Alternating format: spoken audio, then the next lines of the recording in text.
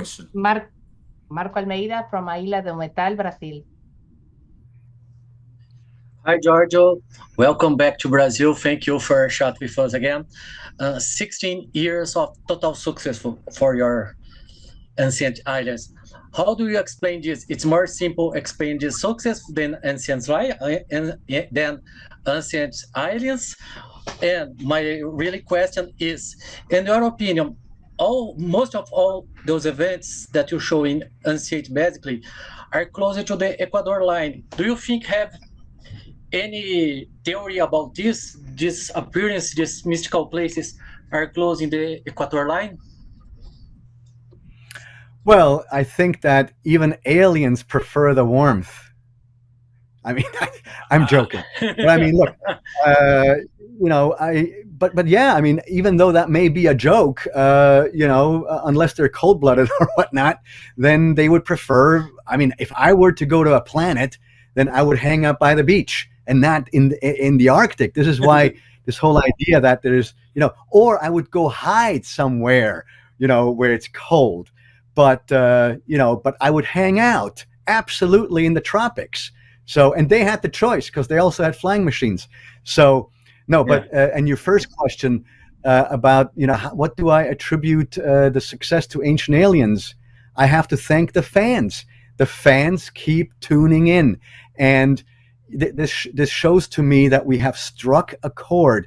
And in every season, we bring forth new material, new evidence, and even sometimes new evidence while revisiting older topics. Because, like you just said, 15 years of shows, which means 15 years of progress scientifically and technologically. So now we can do things that 15 years ago, for example, were not possible. This is why this season, for example, we have one episode called Resurrecting Pumapunku, in which we've commissioned 3 independent CGI 3D recreation artists to recreate Pumapunku. This was not possible 20 years ago. So, and by the way, you have to tune in because they all sort of, well, I can't tell you. So you just have to, you have to tune in. It's amazing. Thank you so much. Thank you so much, Giorgio. Of course. And now, thank you so much for that. Now we go with Marcos Almeida, A Ilha do Metal, Brazil. Hola, hi Giorgio. Good afternoon. Welcome back to Brazil. Hola. My question, it's so simple. You have 16 years with your program, but my question is, what is the fact that you already present to us that you like to have to research more and let you do more chapters about the story? Which story will be this one that we will put in more than one chapter? More than one chapter or one episode? Yeah. Which story you will develop in more episodes? Well, personally, so you guys are being shown will be shown season 16. But there are still other seasons that we've already shot. And so right now we've just completed an episode of reconstruction of Pumapunku. And so everybody that's watched the show for a while now knows that we have talked and visited Pumapunku many, many times. And there is a reason why. Because despite what we're being told, there still are gigantic question marks that we have about Pumapunku. And also, we've done many, many episodes, or 2, or at least segments of the cráneos enlargadas, the deformed, elongated skulls. But for example, I would love to do another episode just with those elongated skulls, where we bring an anthropologist to Paracas, for example, so that they too can see the difference between what I refer to as the skulls that are the result of human artificial deformations or elongation.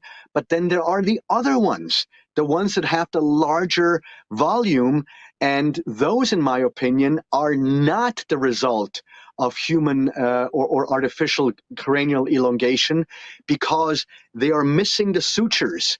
Every single human being that when you die and your skin withers away and you have the skull left, then every skull has lines. Those are called sutures. And we all have those sutures sort of in the same geographical area of our cranium. But the ones that I'm referring to, some that are in Paracas, do not have those sutures. How did they disappear? Why are they gone? And so I am suggesting that the ones that do not have the human sutures are, in fact, the extraterrestrial ones. He's coming back. He's coming from Venezuela, so his connection is not necessarily the best one right now. But we're going with Marcos Almeida from A Ilha do Metal, Brazil. Hi, Giorgio. Hi, Max. Good afternoon. Good afternoon, Hi. Cesar. Giorgio, be welcome back to Brazil. My question is about the 200 programs that you perform, okay? In these 14 years of program, what was the truest story that you experienced? And also another story that you find it's not so real. In your opinion, okay, of course, could be the opposite in the real, but what is the most truest story that you find? That's a great question, and thank you very much for asking that. So, personally, the one episode where I truly was blown away by what I saw with my own eyes was when we were in London, England, and we shot the crop circle episode. And there's a short segment, or there's one segment, one act, in which we are creating a crop circle on our own with a wooden board, and then also we then also compare that to the real crop circles. And the real crop circles, I was shown the elongation of the nodes, where a normal stalk of a wheat stalk would have, between the nodes would be about, or the nodes itself would be about this big. And inside the crop circle, the nodes have an elongation of up to 300%. Now, this is something that cannot be found in nature.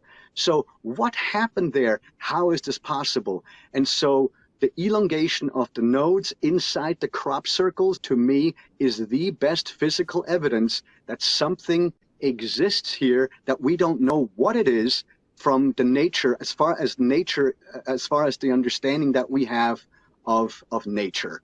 So that is, to me, the most compelling. I mean, physical evidence. I mean, of course, physical evidence. It's the ancient structures that are the big megalithic buildings and all this. But that is all, that is a question mark. The elongation of the nodes is not a question mark. It's right there. It's a receipt. So we just have to ask who paid for this, who paid the bill. Oh, thanks for sharing. Thanks so much, Cesar. Thank you, man. Muito obrigado, viu?